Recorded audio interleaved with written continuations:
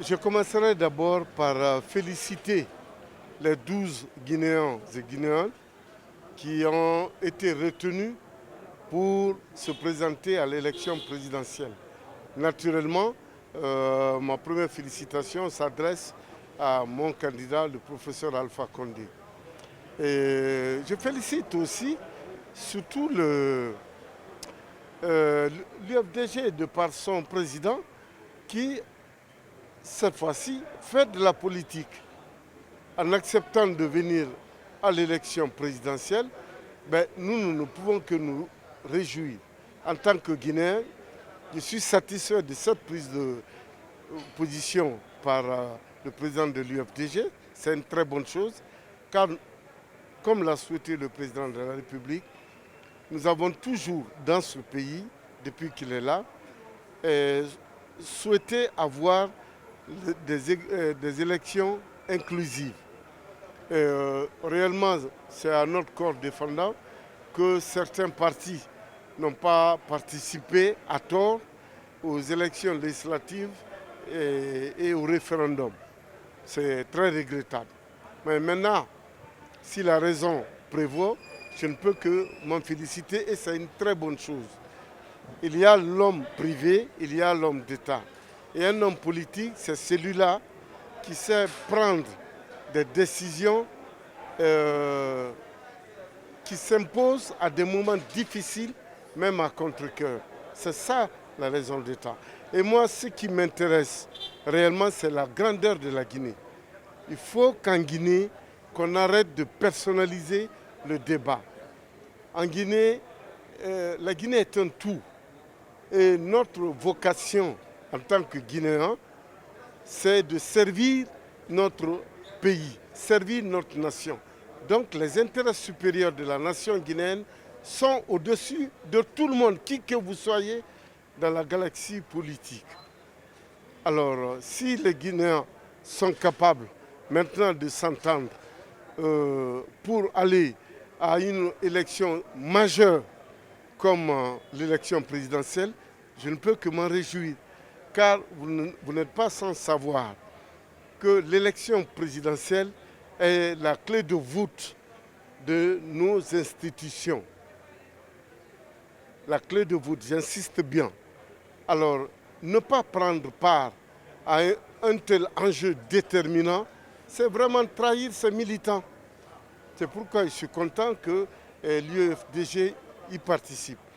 Ceux-là qui estiment réellement, moi je pense à tort, ils ont les raisons, que les conditions qu'ils posent ne sont pas réunies pour leur permettre de participer à cette élection, c'est leur droit.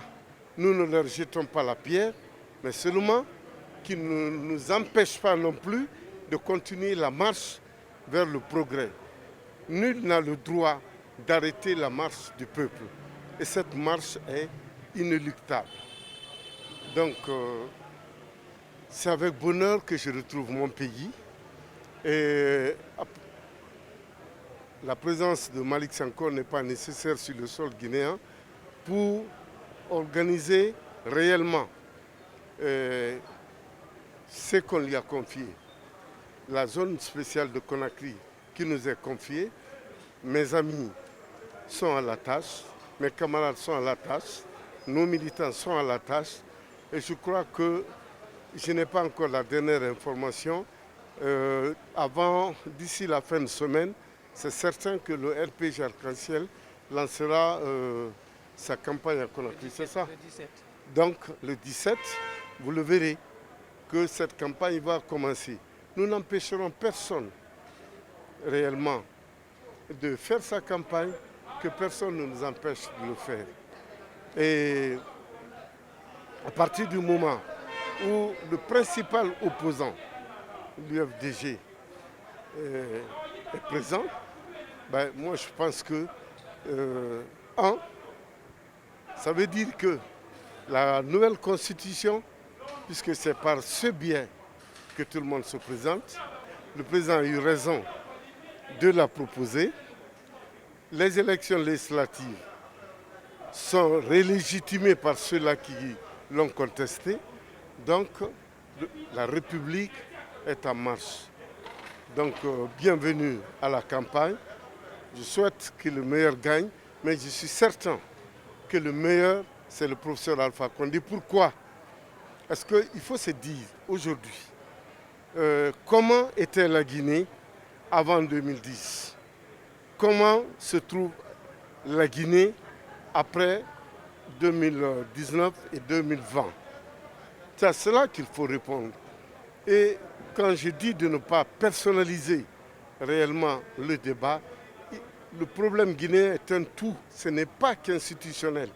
Nous avons à parler de l'environnement, nous avons à parler du cadre de vie, nous avons à parler de la culture, de la diplomatie, des institutions, de l'économie, du politique, du social, tout, c'est un ensemble. Mais malheureusement, il y a toujours en Guinée un schéma réducteur où on dit qu'on ne parle que de fichier électoral et quoi encore d'autre, fichier électoral ou constitution. Bon, tout cela est vraiment caduque. Nous, on va y aller. Et ceux qui sont venus avec nous, une fois encore, bravo. Et je leur dis merci. Merci pas pour eux-mêmes, mais merci pour le peuple de Guinée. Car ce sont ces enfants qui prennent part. Je souhaite que tous qui prendront part à l'élection présidentielle, hommes et femmes, qui commencent cette campagne en paix, dans la sécurité, je souhaite qu'au soir et au-delà du 18 octobre 2020, que tous ces acteurs, tous ces militants, ces sympathisants, tous ces Guinéens, où qu'ils soient là encore pour exprimer réellement leur satisfaction suite à l'organisation de l'élection. La Guinée a vécu avant le 18 octobre 2020. La Guinée vivra après le 18 octobre 2020. La Guinée est au-dessus de nous tous, qui que nous soyons. Merci.